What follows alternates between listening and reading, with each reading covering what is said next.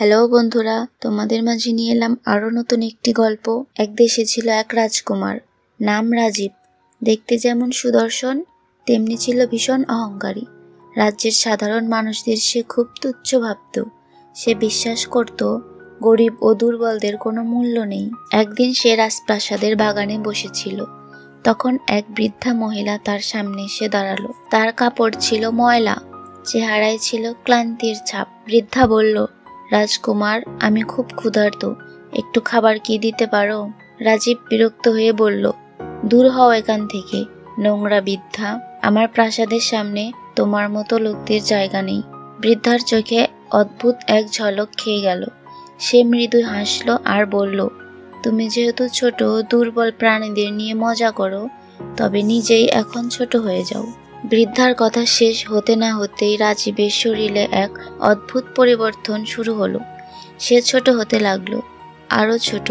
তারপর সে দেখল সে একটা পিঁপড়ে হয়ে গেছে। রাজীব চিৎকার করতে চাইল, কিন্তু তার মুখ দিয়ে শুধু পিঁপড়ের মতো ছোট শব্দ বের হলো।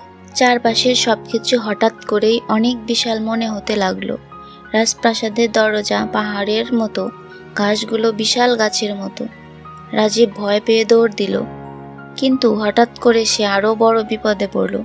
একটা বিশাল পাখি তার দিকে ঝাঁপিয়ে পড়ল। সে মরতে মরতে পালিয়ে গেল, কিন্তু ক্লান্ত হয়ে একটা ছোট্ট গর্তে ঢুকে পড়ল।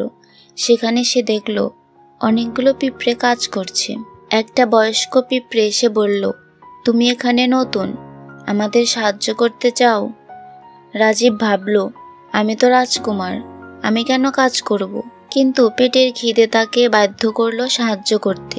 কয়েকদিন পরে রাজীব বুঝতে পারল পিঁপড়েরা একসঙ্গে মিলেমিশে থাকে। তারা কারো দিকে তাকিয়ে হাসে না, কাউকে ছোট করে না, সবাই পরিশ্রম করে, সবাই সবাইকে সাহায্য করে।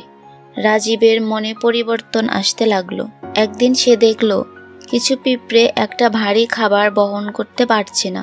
রাজীব এগিয়ে গিয়ে তাদের সাহায্য করলো। তখন হঠাৎ করে সে আকাশের দিকে তাকিয়ে দেখল সেই বৃদ্ধা দাঁড়িয়ে আছে।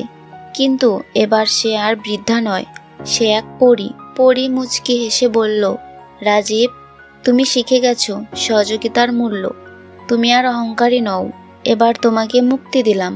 পরীর কথা শেষ হতেই রাজীব আবার আগের মতো হয়ে গেল মানুষ। সে অবাক হয়ে নিজের হাত পা দেখল, সে আবার রাজকুমার। কিন্তু এবার সে আগের মতো অহংকারী নয়। সে পরীকে কৃতজ্ঞতা জানালো, রাজ্যের গরিব মানুষদের সাহায্য করতে শুরু করলো এবং আর কখনো কাউকে ছোট ভাবেনি।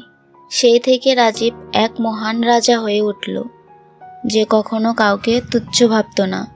আর পরী, সে আকাশ থেকে দেখল তার শিক্ষা সফল হয়েছে। একজন সত্যিকারের মহান ব্যক্তি সেই, যে দুর্বলদের সাহায্য করতে জানে। তো বন্ধুরা, এই ছিল আমাদের গল্প। ভিডিওটি আপনার কেমন লাগলো নিচে কমেন্টে জানিয়ে দেন, আর লাইক, শেয়ার ও সাবস্ক্রাইব করতে ভুলবেন না।